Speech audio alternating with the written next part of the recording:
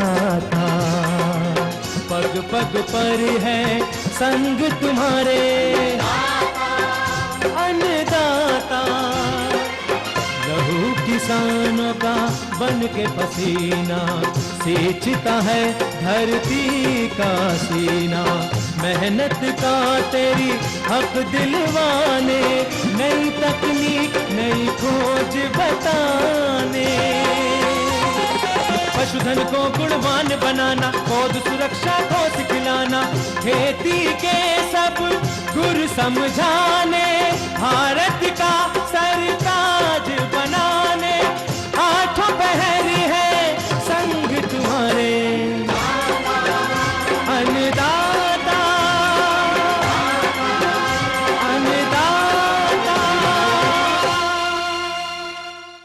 नमस्कार, मैं हूं कात्यायनी चतुर्वेदी और आप सभी दर्शकों का अन्नदाता कार्यक्रम में बहुत स्वागत करती हूं। हर रोज की तरह कार्यक्रम में लेकर आई हूं खेती बाड़ी से जुड़ी हुई बहुत सारी लाभकारी जानकारियां।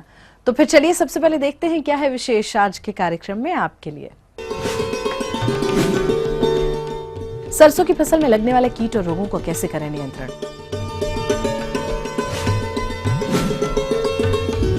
टमाटर की फसल को नुकसान पहुंचाने वाले कीट और रोग और उनका नियंत्रण।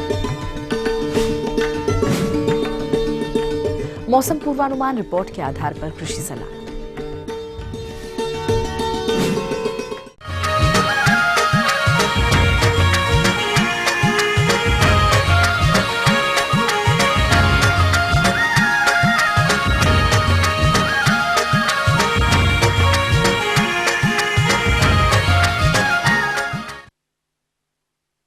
हमारे प्रदेश के जिन भी किसान भाइयों ने समय से सरसों की बुआई की होगी, उनकी फसल में फूल और फलियां बन रही हैं और इस अवस्था पर इस फसल में कुछ हानिकारक कीट और रोगों का प्रकोप भी देखने को मिलता है, जिसका सीधा असर फसल से मिलने वाली उपज पर पड़ता है। तो किसान भाइयों कैसे करें इन कीट और रोगों का नियंत्रण, इस बारे में जानकारी के लिए मिलते हैं कृषि विज्ञान केंद्र मुरैना के डॉक्टर जीसी गुप्ता से। सरसों की फसल पर चैंपा माहू, जिसको माहू के नाम से जानते हैं, यह कीट भी बहुत अधिक नुकसान पहुंचाता है। और कभी कभी तो ये देखने में आया है कि जब इस कीट का प्रकोप अगर हो जाए, मौसम जो है इस कीट के अनुकूल हो जाए, वातावरण अनुकूल हो जाए, मतलब 18 डिग्री से 20 डिग्री सेल्सियस ऊपर का तापमान और निचला तापमान 8 से 10 डिग्री सेल्सियस अगर हो जाए और शीतलहर आ जाए, बादल हो जाए थोड़ा सा, और थोड़ा बादल होके वातावरण में हल्की सी नमी हो जाए, ऐसे मौसम में ये जो कीट बहुत अधिक प्रकोप करता है। इस कीट के जो लक्षण हैं फूल पर दिखाई देते हैं। ये कीट सबसे पहले आकर के मेड़ों की तरफ से चारों तरफ खेत के फूल में बैठना शुरू होता है और 2-3 दिन में पूरे फूल को कवर कर लेता है। हरे हरे काले काले रंग के माहू छोटे छोटे इसमें फूल में दिखाई देने लगते हैं। अगर हम गौर से निरीक्षण करें, खेतों में जाएं, तो ऐसे अगर फूल दिखाई दें तो ये समझ लेना चाहिए कि हमारे खेत में माहू का प्रकोप हो गया और माहू आके चैंपा हमारे खेत में बैठ गया है।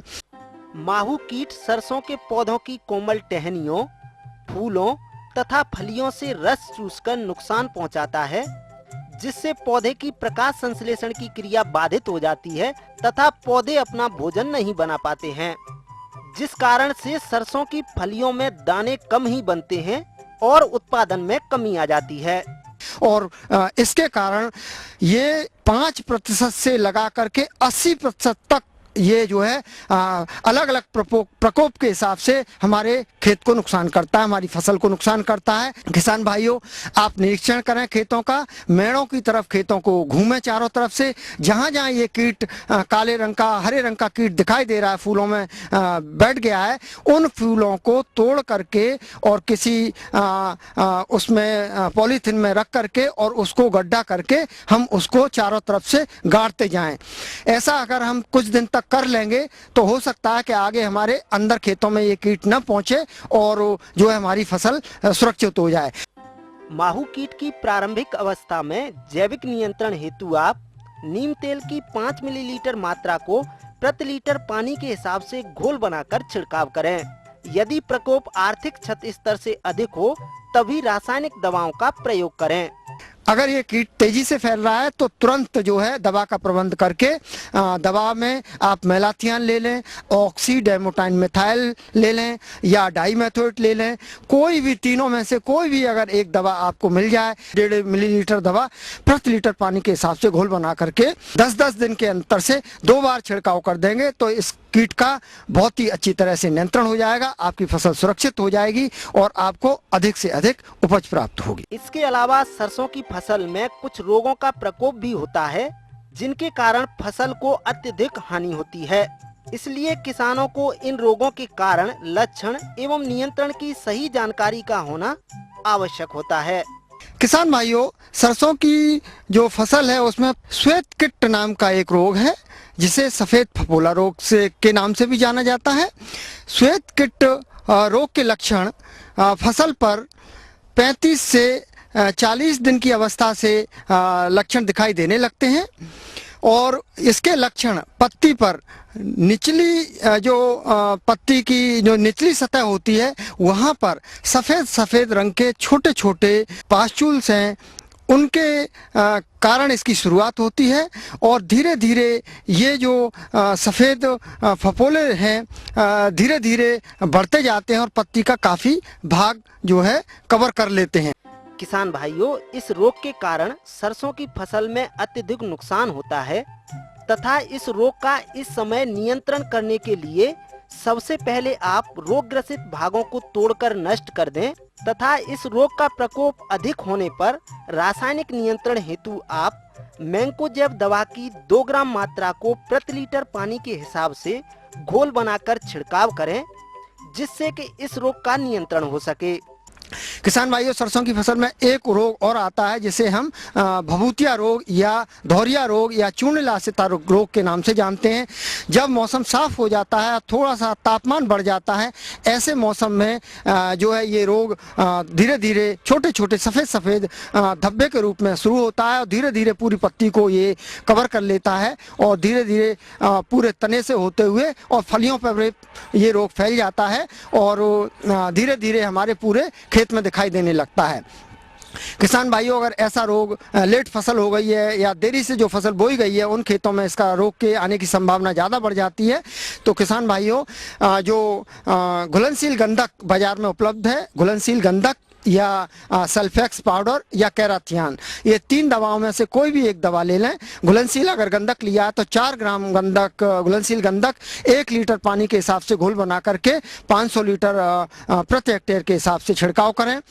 किसान भाइयों, इन बताई हुई बातों को ध्यान में रखते हुए यदि आप सरसों की फसल में कीट एवं रोगों का नियंत्रण करते हैं तो आपको आने वाले समय में अत्यधिक उत्पादन की प्राप्ति होगी। जी हाँ, तो ये थी कुछ उपयोगी जानकारियां। यहाँ पर एक बहुत छोटे से ब्रेक के लिए रुकेंगे, जल्द लौटेंगे। कार्यक्रम में आगे हैं महत्वपूर्ण जानकारियां, बने रहिए हमारे साथ।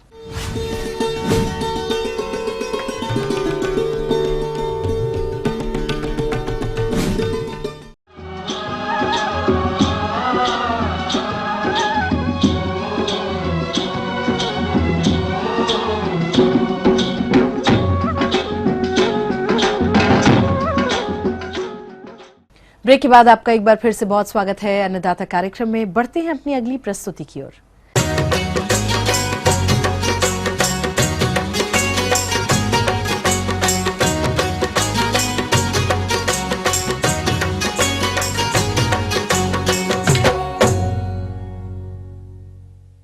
टमाटर सब्जी के रूप में रोज प्रयोग किया जाता है और इसीलिए टमाटर की अधिक मांग भी रहती है और हमारे जिन किसान भाइयों ने इसकी खेती की है या कर रहे हैं उन्हें अच्छी आय भी मिलती है।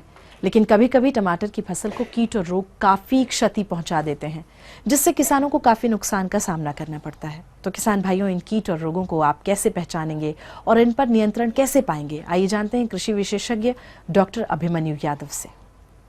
आज मैं आपको टमाटर की फसल पर समसामयिक रोग व कीट के प्रबंधन के संबंध में जानकारी दूंगा। जैसा कि किसान भाइयों आप जानते हैं कि टमाटर सब्जी में एक प्रमुख फसल है जिसका उपयोग कई तरह से किया जा सकता है और इसकी खेती हमारे प्रदेश के लगभग सभी क्षेत्रों या जनपद में होती है। और इस समय ये फल और फूल की अवस्था में है, परंतु इस समय तापक्रम बहुत कम है। और इस तरह के मौसम में जैसा कि देखने को मिल रहा है कि टमाटर में विभिन्न तरह के रोग व कीड़ों का प्रकोप ज़्यादा हो रहा है। और इन प्रकोपों में से सबसे प्रमुख बीमारी है लीफ कर्ल, जो कि एक मोज़ेक वायरस के कारण से बीमारी होती है, जिसके कारण से पत्तियां छोटी रहती हैं, पौधे छोटे रहते हैं, पत्तियां टेढ़ी मेढ़ी हो जाती हैं और कर्लिंग हो जाती हैं, पत्तियां मुड़ जाती हैं। और इस तरह की जब परिस्थिति हो जाती है तो पौधा अपना विकास नहीं कर पाता है और वहाँ पर फूल कम आते हैं।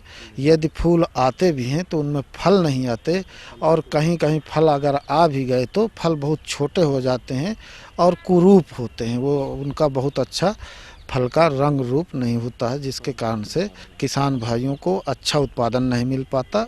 इस तरह की बीमारी को यदि रोकना है तो सबसे पहले ज़रूरी है कि हम बीज जो लेते हैं वो बीज हमारा रोगरोधी पौधों का प्रमाणित बीज होना चाहिए, विश्वसनीय जगह से लेना चाहिए। और साथ ही स्वस्थ बीज नर्सरी में जब उगाएं तो वहाँ पर ये ध्यान रखें कि नर्सरी में जाली नेट जो लो टनल पॉली हाउस है उस पर उगाना चाहिए, जिसके कारण से ये विषाणु रोग एक जगह से दूसरी जगह ना आ करके आपकी नर्सरी को प्रभावित ना किए हों। कुल मिलाकर जो हम रोपाई करें वो शुद्ध या स्वस्थ नर्सरी के पौधों को लेकर के ही रोपाई करें। दूसरा उपाय ये है कि खड़ी फसल में रोगी पौधे दिखते ही उखाड़ करके नष्ट कर देना चाहिए या किसी गड्ढे में दबा देना चाहिए। तीसरा उपाय ये है कि चूँकि यह बीमारी एक कीड़े के द्वारा एक जगह से दूसरे जगह, जैसे थ्रिप्स है, व्हाइट फ्लाई है, इनके कारण से एक जगह से दूसरी जगह जाती है बीमारी, तो उस तरह के कीड़ों को रोकने के लिए हम कीटनाशक दवाई का उपयोग करें। और कीटनाशक दवाइयों में से एक है रोगार जो रासायनिक दवा है, दूसरी मेटासिस्टाक्स ये भी रासायनिक दवा है, और तीसरी एक नीम तेल भी है जो कि जैविक दवा है। यदि नीम तेल 0.3% वाली 2 मिलीलीटर 1 लीटर पानी में घोल बना लें, अथवा रोगार की 1 मिलीलीटर 1 लीटर पानी में घोल बना लें, या मेटासिस्टाक्स की 1 मिलीलीटर दवा 1 लीटर पानी में घोल बनाकर छिड़काव करें, तो जो रोग को फैलाने वाले कीट हैं वो नष्ट हो जाएंगे और हमारी फसल में बीमारी एक जगह से दूसरी जगह नहीं फैलेगी। दूसरी जो समस्या आती है अल्टरनेरिया झुलसा। झुलसा एक बीमारी होती है जो कि अल्टरनेरिया सोलेनाई नामक फफूंदी कारण से ये बीमारी फैलती है, और इस बीमारी के कारण से पत्तियों में गोल गोल धब्बे, छल्लेदार या रिंगदार धब्बे भूरे रंग के बनते हैं, जो कत्थई या भूरे रंग के होते हैं, और बाद में वो बढ़ते रहते हैं और बढ़ करके जहाँ जब ज़्यादा प्रकोप हो जाता है उन पत्तियों में छेद कर देते हैं, जहाँ पर ज़्यादा रोग हो जाता है। इस तरह से पत्तियों में या तने में और फलों में, जहाँ से फल का जुड़ाव पेड़ के डंठल से होता है, वहाँ पर रोग पहुँच करके एक धब्बेदार बन करके और सड़ा देता है फल को भी। तो इस तरीके से फलों में झुलसा के कारण से भी बीमारी आती है और ये झुलसा के कारण से उत्पादन प्रभावित होता है। झुलसा के नियंत्रण के लिए जो कारगर दवाइयाँ हैं, एक तो है मैंकोजेब जो डाइथेनियम 45 या इंडोफिलियम 45 के नाम से आती है। इनकी 2-2.5 ग्राम मात्रा 1 लीटर पानी में घोल बनाकर छिड़काव करें, अथवा सिक्सर जो कि मैंकोजेब और कार्बेंडाजिम का मिश्रण होता है। इसी तरह की एक दवा दूसरी आती है साफ, वो भी कार्बेंडाजिम और मैंकोजेब का मिश्रण होता है। इनकी भी 2-2.5 ग्राम मात्रा 1 लीटर पानी में घोल बनाकर छिड़काव करें, तो इस तरह की बीमारी से बचाव हो जाता है और आवश्यकता पड़ने पर 10-15 दिन में दोहरा देना चाहिए। जो तीसरी जो समस्या आती है फल वेधक की आती है। एक सूंडी होती है जो कि फलों में छेद करके और फल को जो नुकसान करती है, अंदर अंदर फल को खा लेती है, जिसके कारण से अंदर फल खराब हो जाता है। और इस तरह के अगर कीड़ों से बचाव करना है, कीट की रोकथाम करना है, तो एक कीटनाशक दवा आती है जैसे मिथोमाइल 50% SP की 2 ग्राम मात्रा 1 लीटर पानी में घोल बनाकर छिड़काव करें, अथवा दूसरी जो दवा है नीम तेल है 0.3% नीम तेल कि 1 या 2 ml 1 लीटर पानी में घोल बनाकर छिड़काव कर दें। तीसरी जो दवा है स्पाइनोसाइड है, इसकी 0.8 ml मात्रा 1 लीटर पानी में घोल बनाकर छिड़काव कर दें, तो इस कीड़े से आपकी फसल बच जाएगी और आपको अच्छा लाभ कमा सकते हैं।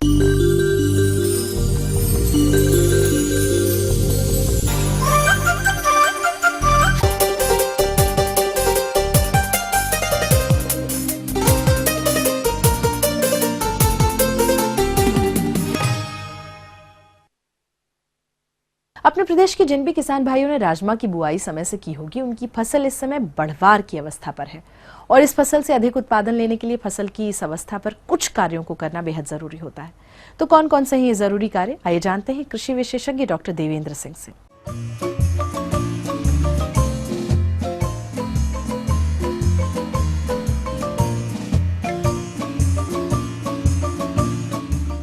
किसान भाइयों के लिए राजमा एक अच्छी नकदी फसल है और इसके उपज की संभावना भी बहुत अच्छी है।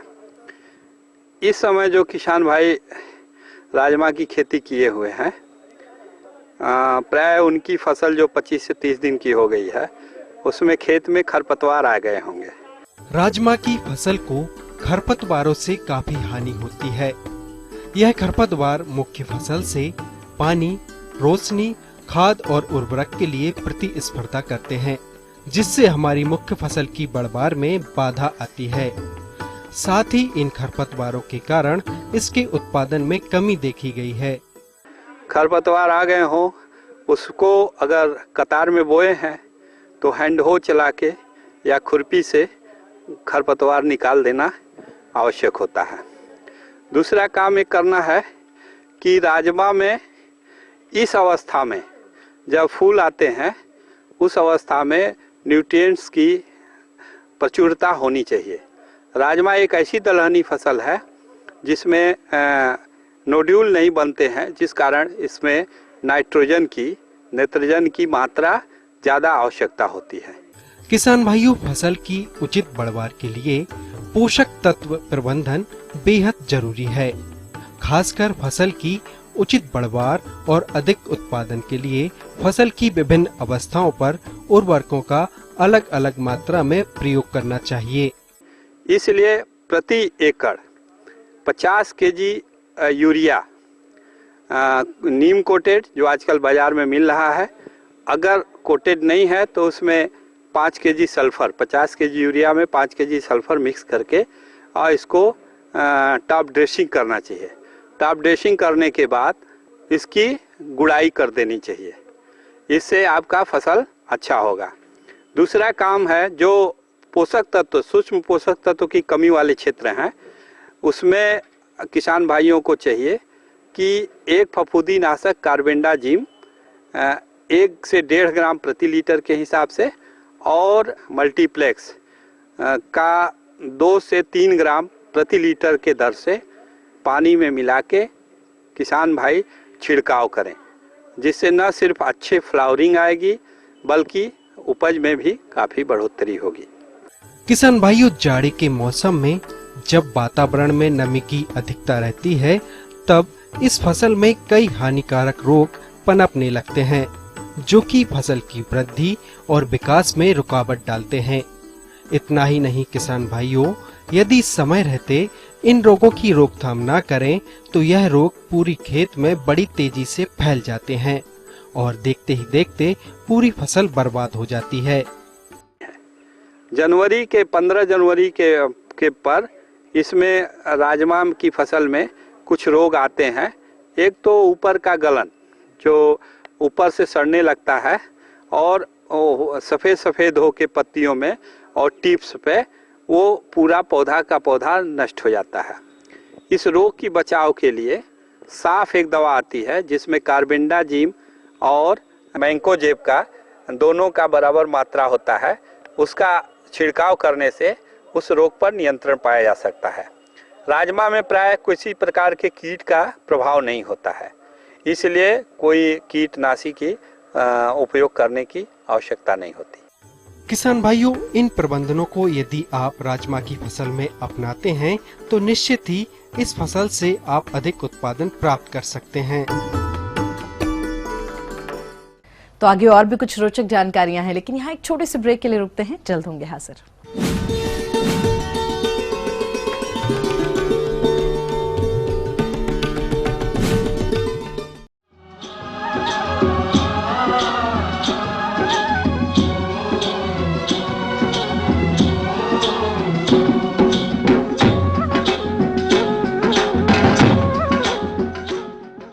ब्रेक के बाद आप सभी दर्शकों का स्वागत है अन्नदाता कार्यक्रम में। अब रुख करते हैं अपनी अगली कड़ी की ओर।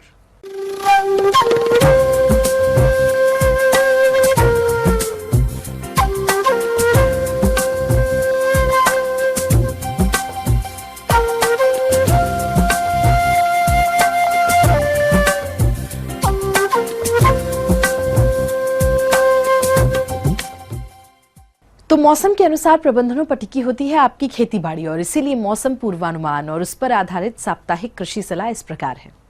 भारत मौसम विज्ञान विभाग, ग्रामीण कृषि मौसम सेवा, जवाहरलाल नेहरू कृषि विश्वविद्यालय जबलपुर, राजमाता कृषि विश्वविद्यालय ग्वालियर एवं इंदिरा गांधी कृषि विश्वविद्यालय रायपुर द्वारा भेजे गए मौसम पूर्वानुमान के आधार पर किसान भाइयों को सलाह दी जाती है कि वातावरण में अधिक आर्द्रता एवं तापमान होने के कारण सुबह के वक्त हल्का कोहरा छाया रहता है। इस कारण फसलों में जड़ माहू एवं दीमक के प्रकोप होने का अनुमान है। अतः बचाव के लिए क्लोरपाइरीफास दवा 1.25 से 1.50 लीटर प्रति हेक्टेयर की दर से सिंचाई जल के साथ छिड़काव करें। मिर्च, बैगन, टमाटर में फल एवं तना भेदक कीटों के नियंत्रण के लिए ट्राइजोफास 40 EC 800 मिलीलीटर प्रति हेक्टेयर की दर से एवं प्याज, लहसुन एवं गोभी वर्गीय सब्जियों में रसचूसक कीट, माहू, थ्रिप्स आदि के नियंत्रण के लिए इमिडाक्लोप्रिड 1 मिलीलीटर प्रति 3 लीटर पानी में मिलाकर छिड़काव करें। आम में कहीं कहीं बौर अथवा फूल आने लगा है। बादल युक्त मौसम रहने के कारण आम के बौर झड़ने की संभावना है। आम के उत्पादन को बढ़ाने एवं फूल झड़ने से रोकने के लिए मटर के आकार वाली अवस्था में 100 ppm की दर से प्लेनोफेक्स दवा 1 मिलीलीटर प्रति 3 लीटर पानी में घोल बनाकर छिड़काव करें। धनिया, मटर एवं मसूर में भभूतिया रोग होने की संभावना है। इसके नियंत्रण हेतु 2 से 3 ग्राम सल्फेक्स डस्ट का 2 से 3 बार छिड़काव करें। इस समय गेहूं की फसल टिलरिंग स्टेज एवं चने में शाखा फुटान अवस्था में है। आगामी समय में मौसम को देखते हुए इल्ली के प्रकोप की संभावना है। अतः खेतों में टी या बाई आकार की खूंटियां लगाएं। पशुओं को खुरपका एवं मुहपका रोग से बचाव हेतु टीकाकरण अवश्य कराएं। पशुशाला की नियमित रूप से साफ सफाई करें एवं पशुओं को ठंड से बचाने हेतु उचित प्रबंधन अपनाएं।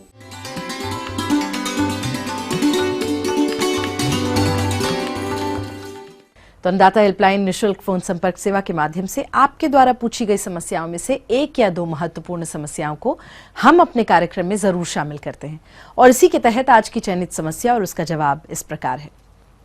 अन्नदाता निशुल्क फोन संपर्क सेवा के माध्यम से पूछे गए प्रश्नों में से आज हमने जिस प्रश्न को कार्यक्रम में शामिल किया है उसे पूछा है ग्राम गलेथा, जिला मुरैना के कृषक गजेंद्र परमार ने। यह सर्दी के मौसम में दुधारू पशुओं की देखरेख प्रबंधन पर जानकारी चाहते हैं। तो गजेंद्र परमार जी, आपकी जानकारी हेतु प्रस्तुत है कार्यक्रम का यह अंश। मौसम का असर संसार में सभी जीवधारियों को होता है, चाहे वो पशु हो, चाहे मनुष्य हो, चाहे पेड़ पौधे हों। ठीक उसी तरह से दूध देने वाले पशुओं में, गाय भैंसों में सर्दियों का असर होता है, विपरीत मौसम का असर होता है। किसान भाइयों को चाहिए कि पशुपालन से अधिक आर्थिक लाभ लेना है तो आवश्यक है कि उनका जो प्रबंधन है, आवास प्रबंधन इस तरह से किया जाए जिससे इसके विपरीत असर उनमें कम से कम हो। इसके लिए आवश्यक है कि पशुशाला में जो खुले स्थान होते हैं, जैसे रोशनदान है, दरवाजे हैं, खिड़कियां हैं, तो जब तापक्रम 10 डिग्री सेंटीग्रेड से या और अधिक कम हो जाए, नीचे आ जाए, तो वहाँ पर जूट की बोरियां की फट्टियों को पर्दे नुमा लगा देना चाहिए, जिससे सीधे हवा के ठंड थपेड़े ना आ सके और पशुओं में उसका असर ना हो। इसके अतिरिक्त छोटे पशुओं को सुरक्षित रखना बहुत आवश्यक है, क्योंकि ठंड के प्रकोप से ये ज़्यादा ग्रसित होते हैं और इन्हें सर्दी, जुखाम और फेफड़ों की बीमारी, निमोनिया लगने का चांस रहता है। इसलिए ज़रूरी है कि इनके आवास में इस तरह से व्यवस्था बनाई जाए जिससे कि इन पशुओं को सर्दी से बचाया जा सके। अगर पशु ठंड से ग्रसित हो जाते हैं तो उपचार की समुचित व्यवस्था करनी चाहिए और उपचार के लिए किसी कुशल पशु चिकित्सक से संपर्क करके उचित उपचार उनका कराना चाहिए। इसके अतिरिक्त ठंड के दिनों में पशुओं को आहार की व्यवस्था पर ध्यान देना चाहिए। उन्हें उचित मात्रा में हरे चारों का प्रबंधन, उनके पोषक तत्वों की पूर्ति के लिए संतुलित आहार का प्रबंधन करना आवश्यक है, जिससे विपरीत परिस्थितियों के कारण दुग्ध उत्पादन में गिरावट ना आने पाए। साथ ही साथ हमें संतुलित आहार में दानों के साथ साथ खनिज तत्वों का भी समावेश करना अति आवश्यक है और साथ ही हरे चारे जो कि पशुओं का प्राकृतिक आहार होता है वो उसकी जो है ना पूर्ति अवश्य रूप से करनी चाहिए।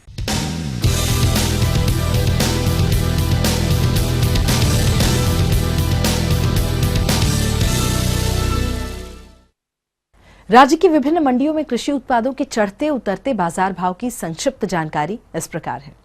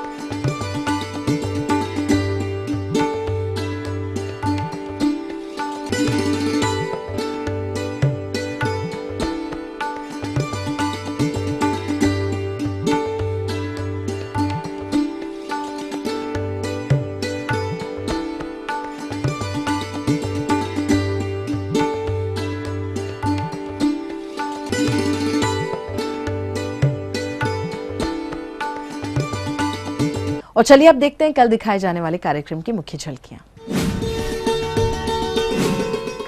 अधिक उपज के लिए अफीम की फसल में किए जाने वाले आवश्यक कार्य। आलू की फसल में पिछेती झुलसा रोग का प्रकोप और उसका नियंत्रण। हम ये उम्मीद करते हैं कि आज का कार्यक्रम आप सभी दर्शकों के लिए बेहद उपयोगी रहा होगा। किसान भाइयों, अन्नदाता आपकी सेवा के लिए संकल्परत है और कृषि संबंधित समस्या और सुझावों के लिए आप हमें इस पते पर संपर्क भी कर सकते हैं। प्रोड्यूसर अन्नदाता ETV Madhya Pradesh Chhattisgarh, Ramoji film city Hyderabad 501512 और हमारा ईमेल एड्रेस है annadatamp@etv.co.in। और इसके अतिरिक्त आप हमें निःशुल्क हेल्पलाइन नंबर 180010845999 पर सोमवार से शनिवार सुबह 10 बजे से शाम 4 बजे के बीच में कभी भी संपर्क कर सकते हैं। तो फिलहाल अन्नदाता की पूरी टीम को दीजिए इजाजत। कल फिर इसी समय होगी आपसे मुलाकात कृषि संबंधित कुछ और महत्वपूर्ण जानकारियों के साथ। तब तक के लिए नमस्कार।